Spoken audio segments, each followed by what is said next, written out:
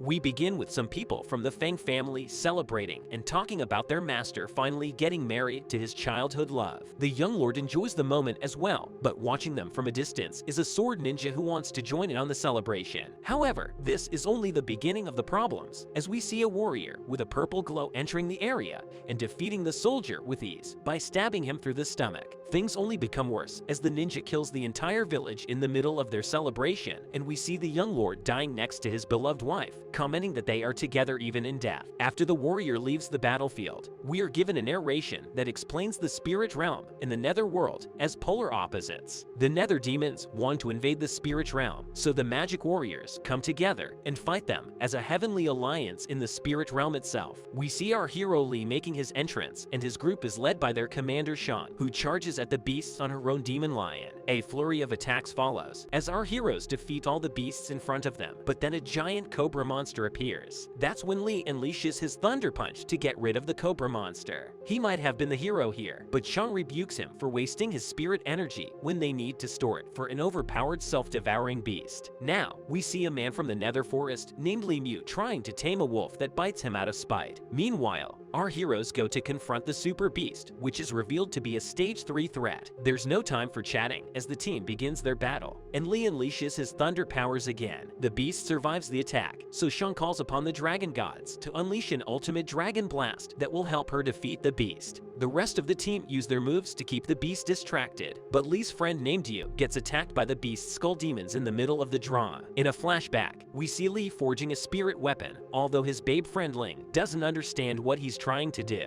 Ling scolds our hero for being too rash with what he's made, and even Yu makes fun of Lee for doing everything on an impulse. Back to the present, Yu gets saved by Ling when she uses her powers to distract the beast. However, the worst is yet to come, as the other monsters also rush to the scene and try to fight our heroes. It's at that very moment that the wolf and Ling show up and scare the monsters with their tough talk and rough growls. Their tactics seem to work, and they run away once the monsters bow down in subjugation. Ling also sets off a spirit bomb, and it causes all the monsters to be blown to bits. Back to our heroes. Ling acts funny with the boys, but then the beast attacks them and eats Ling, while Lee watches on in horror. He unleashes his thunder powers upon the beast, but it's of no use as it's way too powerful for him to defeat. Yu also stops Lee because he doesn't want to lose his only other buddy in this battle. The team worries that the beast will use Ling's energy to increase its power, and that's exactly what it does. The dragon spell gets broke in, and Shang has had enough of this drama, so she decides to end it all by unleashing her true powers. Lee pleads with her to stop because he doesn't want to lose Ling, but when his kind words fail, he awakens his heavenly lightning to stop Shang and call out to Ling. In an intense sequence, our hero appeals to Ling and touches her heart. She frees herself from the beast and is happily reunited with Lee in a heavily lit sequence that also happens to defeat the beast. The team now makes their way back to the Fang base camp, but find it in tatters, filled with dead bodies everywhere. Shang mentions that this is the work of a nether who used her powers to manipulate souls. Suddenly, Ling gets attacked by Shang, who believes that she's the purple glow warrior that created this whole mess. Lee is shocked to see Ling seemingly stabbed to death, and he wants to go help her out, but it's of no use as he's held down by the others. He can't stand the pain as he sees Yu also getting attacked by Shang, so he unleashes his thunder powers to attack her. However, he is beaten down from the back by Xing's assistant and is made to fall to the ground. Things look bad for our hero, but then Ling shows up and stops Xing's blade with ease. Even the wolf shows up to stop her assistant with his overpowered growl. Ling bargains for Lee's life, and then we move forward to the immediate future where Shang is with her dad reporting on the recent events. After she leaves, her dad calls out to his friend Ju for a favor, and then Shang meets a girl named Zong who flirts with her and messes around by taunting her for killing Ling without any mercy. This angers Shang, so she unleashes her blade to make a point, and then she walks away. Zong figures something is fishy, but doesn't know what to make of it as of now. Lee has a bad dream about Ling and wakes up next to Ling in the Arctic mountains. He is shocked to see that he is alive, and then Ling reveals that he was friends with his grandfather. Our hero doesn't care about any of his nonsense, but then Ling mentions that Lee can see Ling and Yu again if he goes to the Armament Sea and completes 12 spiritual tests. Lee is not too confident at first, but then he gets a spirit bomb from Ling and moves forward. Meanwhile, Yu wakes up in the nether world and is unable to understand what's going on. Things go from bad to to worse, as a demon baby wakes up and starts attacking him in the middle of several dead bodies. A tense sequence follows as Yu does his best to avoid the demon baby, but he gets smacked away without mercy, and then he realizes that he is actually not in the spiritual realm. Now, Lee reaches the sea where a girl named Leon guides him and a group of other warriors who want to become a part of the Armament sect. A boy named Yi is mainly here to stare at Leon's pretty face, but Lee doesn't care for any of his shallow desires and keeps to himself. Now, Leon jumps on top of a cliff and asks the others to join her via this obstacle course. The men fail in their attempts and fall to the ocean, but it's a Dark Lord named Yang who is particularly dismissive of the others. Yi loses his footing, but is able to get to the top by jumping on drops of water. However, Yang follows him and also breaks the pillars to refuse the other boys a chance. This is highly unethical, but our hero doesn't let this stop him, so he uses his thunder powers to guide him to the top as well. Everyone applauds him for his efforts, but Yang clearly seems to have a problem with Lee. Meanwhile, Yu continues his struggle against the demon baby in the nether realm, and all hope seems lost, but then he gets saved by a mystery man who uses his arrows to slice through the demon baby and defeat him. Now, we move back to Leon, who is busy explaining the past and the rules of the Armament sect. She goes on to talk about artifices that can be used by sect members, and she begins by showing the smelting room. The task at hand here is to forge an amazing artifact so that the boys can move forward to the next stage. This is easy work for most of them, so they start summoning their materials for the purpose of smelting, but then a girl named Tang makes an entry with her snow robe, and then she makes a comment on how talented the people are over here. However, before Leon can brief her about the contestants, Yang creates an unholy coffin and uses his blood to make an epic form.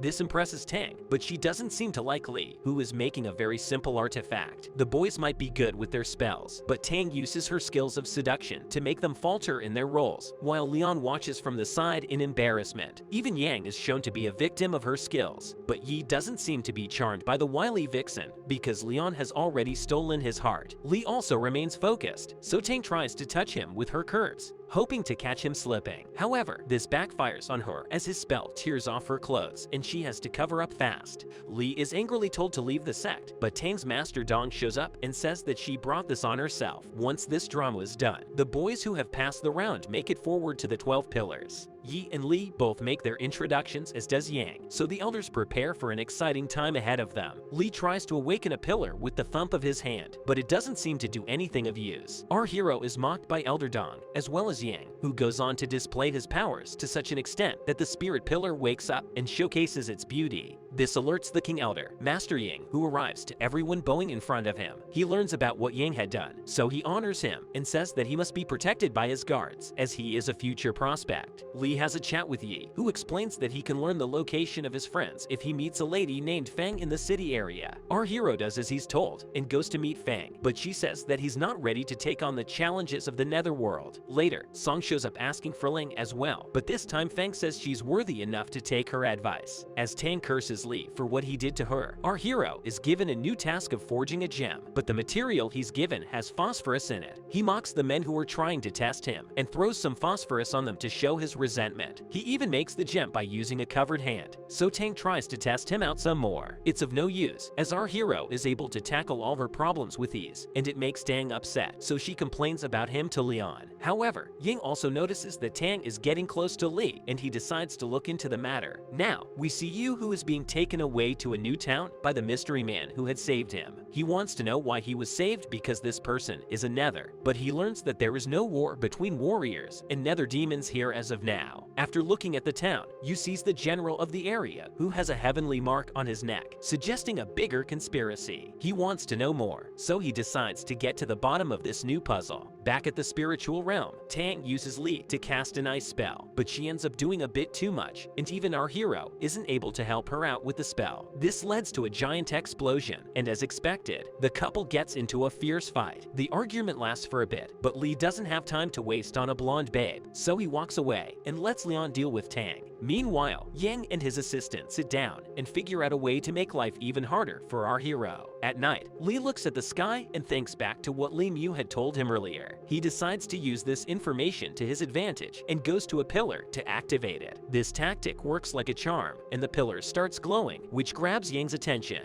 The Dark Lord rushes to the scene so that he can find out who was able to unleash such power, and is shocked to see Lee standing there. Now, we see Yu defeating some guards and breaking into a nether castle, and he eavesdrops on his savior and an assassin planning their next move on Lee. He is found out, and then he gets attacked by the assassin, who breaks through the roof. Yu starts running away, but his efforts are of no use as the assassin catches up to him and uses his powers to taunt him. It leads to a painful sequence where Yu has to be ripped open to expose his demonic energy, and it leads to him becoming a demon boy. Yu simply rushes away from the scene as fast as he can, but the assassin anticipates something interesting coming up. That's exactly what happens, as Yu unleashes his demonic energy everywhere while he takes down some evil guards on his way to a portal to the spiritual realm. He is even able to break through walls and defeat demon babies with ease. So the assassin figures that Yu is the best way to move his plan forward because he can be used as a pawn. He finally meets the demon boy, who is unable to open the final spiritual door, and then he uses his powers to tease Yu. However, the assassin gets surprised when Yu fires a finisher blast at him. He manages to evade the blast and uses his cloth to absorb Yu's demonic energy. This allows Yu to come back to his spirit form and finally open the door, but this is all part of the assassin's plan. Back to the real world, Ying challenges Lee, so he decides to fight him, but is surrounded by Master Ying's guards. However, things take a twist when Yu shows up having passed through the nether door. However, even the assassin can travel through the nether world because of Yu's earlier actions. He goes to the Dark Tower and joins Ying's family as they are in cahoots to overthrow the elders. Now, Song goes to Master Ying and makes a pleasant appearance because they seem to know each other. Song is seemingly interested in taking someone on loan from Master Ying, but then they learn about the fight between Yang and Lee. We move back to our hero as he takes on his opponent, who orders his guards to step down. A fierce battle erupts and the opponents trade blows with each other for a while. Yang is able to summon endless weapons, and it annoys Lee, so he decides to use up all his powers and unleash a thunder blast. However, Song interrupts the fight and causes our hero to faint from all the damage he's already taken. He wakes up in a blood spring with no clothes on and is shocked to see Song staring at his body. This is a little embarrassing for Lee, but he forgets all shame when Song tells him about Ling. A flashback shows us that Song was interested in Lee right from the start, and she enters his mind to see his inner thoughts. Song gets scared when she sees Lee's true powers, but teases him after that. Things are about to get spicy, but the news shows up, much to our hero's surprise. He is happy to see his friend, but learns that he was at the nether realm and has bad news for everyone. Song gets skeptical and asks for an explanation,